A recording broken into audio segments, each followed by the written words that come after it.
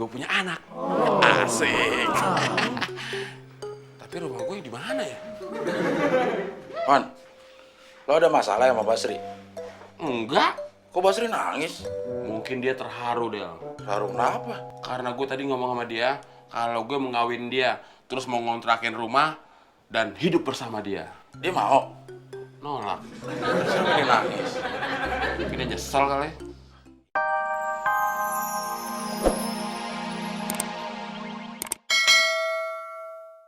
Kalau perlu, lu mau makan di mana yo? Gue jabanin. Lu mau HP baru, sepatu baru, jaket baru, gue beliin Del, gratis, nggak usah ngutang lo. Man, emangnya lo udah berasa ya mau mati? Maksud lo? Bibi gue waktu mau meninggal juga kayak lo, Mon. Ngomongnya macem-macem, nawarin gue segala macem. 2 hari kemudian meninggal. Ya, tapi gue kan bukan bibi lu, Del. Wah, berarti lo bisa lebih cepet dong.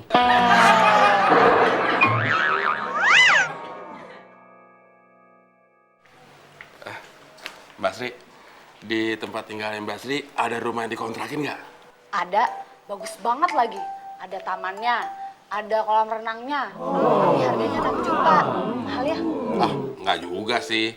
Kalau Mbak Sri saya kontrakan di rumah itu, mau nggak Mbak Sri tinggal di rumah itu? Mau banget. Tapi nanti saya tinggal sama siapa di situ? Ya tinggal sama saya dong, gimana? Ih, Mas Temon, emangnya kita suami istri tinggal satu rumah? Ya kita kawin dulu, supaya kita bisa tinggal di rumah itu. Gimana? Mau? Mau. Tapi di depan rumah itu udah ada yang nempatin. Udah laku. Bilang aja nggak mau kawin sama saya. Pakai alasan rumahnya udah laku. Kalau saya kawin lagi, saya nggak perlu rumah sebagus itu kok. Rumah sederhana aja udah cukup. Yang bener. Ya udah kalau gitu cari rumah yang sederhana aja. Boleh juga tuh. Asal calon suami saya bukan Mas Temon.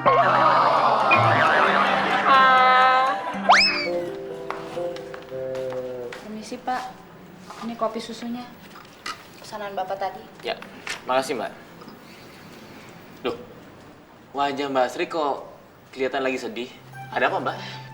Nggak ada apa-apa kok Pak. Oh iya, sebentar saya mau pindahin air panas ke termos dulu ya. Tet, tunggu dulu. Siapa yang mau sama Mbak Sri? Tapi saya nggak sedih kok Pak. Tuh, matanya Mbak Sri berkaca-kaca. Oh ini, tadi emang saya kelilipan kaca Pak. Mbak Sri diganggu sama Temon ya? Enggak kok, Sama Abdel? bukan. Ada apa, Pak? Del, kamu gangguin Mbak Sri ya? Enak aja, mau juga Basri yang gangguin saya, Pak. Temon kali tuh. Bukan Temon juga dan bukan siapa-siapa kok.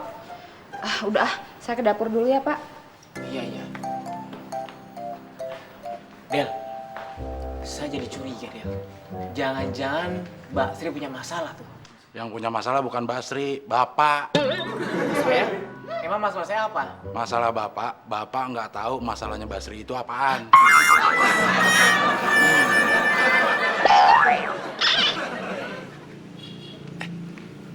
Mon, gue udah ketemu Teh Imah, dia udah lihat cincinnya. Terus dia langsung teriak, "Au!" Kaget ngeliat beliannya, Din. Kakinya gue injek. Kok nggak percaya? Kok nggak percaya sih? Kalau itu baru gue percaya, Din.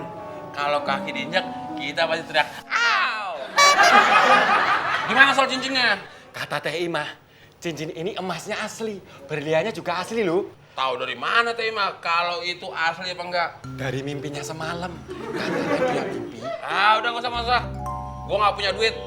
Nggak usah cerita soal mimpi. Loh, emangnya gue Teh Imah apa? Habis cerita mimpi, ujung-ujungnya minjem duit. Kata Teh Imah, kalau cincin itu dijual, harganya berapa?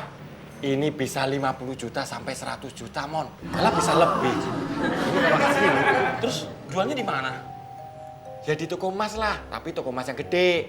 Wah, kalau begitu kita harus ke pasar baru, Din. Ya, pasar baru kan toko emasnya kecil-kecil, Mon. Tapi di situ ada toko emas yang namanya toko emas Gede Jaya, Din. Toko emas kecil. Kecil gimana? Kalau toko emas itu kecil, namanya toko emas Kecil Jaya.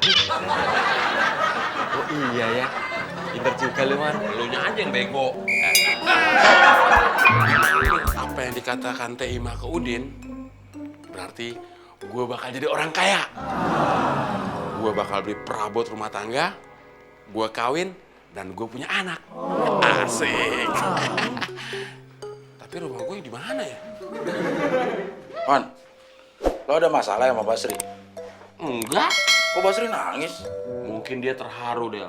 Haru kenapa? Karena gue tadi ngomong sama dia, kalau gue mau ngawin dia, terus mau ngontrakin rumah, dan hidup bersama dia. Dia mau? Nolak. Siapa dia nangis? Mungkin dia nyesel kali. Iya ya, dia nyesel. Ya kan?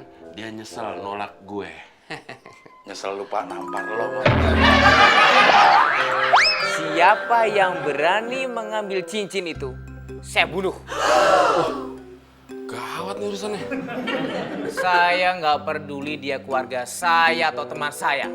Begitu ketahuan mengambil cincin itu, langsung saya bunuh di tempat. Mampus tuh urusan ini. Itu kata jagoannya, Jim. Gua masih inget dong. Gua sampai 4 kali nonton film itu, Jim. Hah? Oh ya, oke. Nanti gue sambung lagi. Iya, ya, thank you, Jim. Pak Kosan, Mbak Sri tanya, boleh pulang sekarang nggak? Pulang. Udah, suruh nginep sini aja. Maaf Pak Kosan, saya nggak bisa nginep sini, soalnya ntar malam kena jatah ronda. Yang saya suruh nginep itu Mbak Sri, bukan kamu. Ah, kalau Mbak Sri disuruh nginep sini, terus nganternya gimana dong? Masa saya ke rumah Mbak Sri boncengannya kosong? Kamu nggak usah nganter Mbak Sri pulang. Kalau saya nggak usah nganter Mbak Sri, nanti Mbak Sri pulangnya sama siapa, Pak? Mampus dah gue. Mampus gue, Del. Lo kenapa sih, Mon? Kesurupan lo? Hampir. Gue mau dibunuh sama Pak Kosan. Gue mau dibunuh. Ya bagus lah kalau dibunuh. Mau dibunuh bagus. Ya daripada lo kayak begini bolak-balik bikin gue pusing aja. Emang ada masalah apa sih lo sampai mau dibunuh? Masalahnya, Del. Masalahnya gue susah ngomong, Del. Kalau susah ngomong, pakai SMS aja. Mencet di tangan gue juga gemeteran. Ya jangan pakai jari mencetnya. Itu pakai apa dong? Pakai palu. Coba jelaskan pelan-pelan masalah Mbak Sri. Saya akan bantu menyelesaikan masalah Mbak Sri. Ini salah saya kok, Pak. Jangan bicara soal salah. Bicarakan dulu masalahnya. Nanti kalau Mbak Sri nangis, semua masakan jadi asin. Karena ketetesan air mata Mbak Sri. Untuk sementara saya nggak masak dulu, Pak. Oke, nggak apa-apa. Tapi harus ada alasannya. Barang saya ada yang hilang. Barang apa itu? Cincin, Pak. Cincinnya Mbak Sri. Gawat. Hilangnya di mana, Mbak? Itu dia yang saya nggak tahu, Pak. Waktu pertama kali saya kesini, itu cincin masih ada di jari saya. Sekarang jari tangannya masih ada? Masih. Berarti cincinnya tidak hilang, tapi jatuh. Kalau cincinnya hilang, berarti jari tangannya juga hilang. Emang gitu ya, Pak? Enggak, saya bercanda.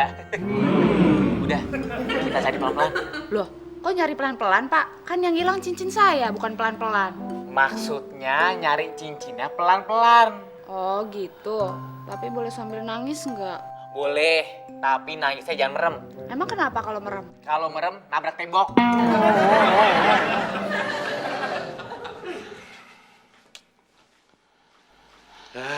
Mon, lo jangan kayak fotokopi kayak begitu ah. Bolak-balik. Pusing gue. Masalahnya ini tambah kusut, Del. Iya, masalahnya jadi kusut. Lo mondar-mandir sih. Lo diam aja kenapa sih? Sini duduk. Jadi nggak kusut. Ya tetap kusut sih. Ya terus ngapain lu nyuruh gue duduk situ? Ya paling nggak kan gue bisa bantuin lo nyelesain masalah. Ayo duduk. Masalah lo apaan? Gini, Del. Gue nemu cincin berlian. Lo disuruh jelasin masalah malah ngigo lagi. Gue mesti jelasin gimana sih? Gue itu lagi mau jelasin. Lu malah nggak percaya. Yaudah terserah lu lah. Lu jelasin aja sendiri. Ya udah gue ngejelasin. Lo kan nemu cincin. Kata Teh Imah, cincin itu harganya lebih dari 50 juta. Nah, kalau cincin itu emas berlian asli, jualnya harus di toko emas yang gede. Begitu kan? Tahu deh. Lu bisa jelasin sendiri tuh. Ya gue kan orang pinter, Mon. Terbaca pikiran orang. Pinter ngorek keterangan dari Udin. Brengsek tuh si Udin. Udah gue bilang jangan ngomong ke siapa-siapa. Udin gak ngomong sama gue kok. Ya kok lu bisa tahu? Gue cuma curi-curi denger aja. Terus si Udin ngomong sama siapa? Sama kuping gue.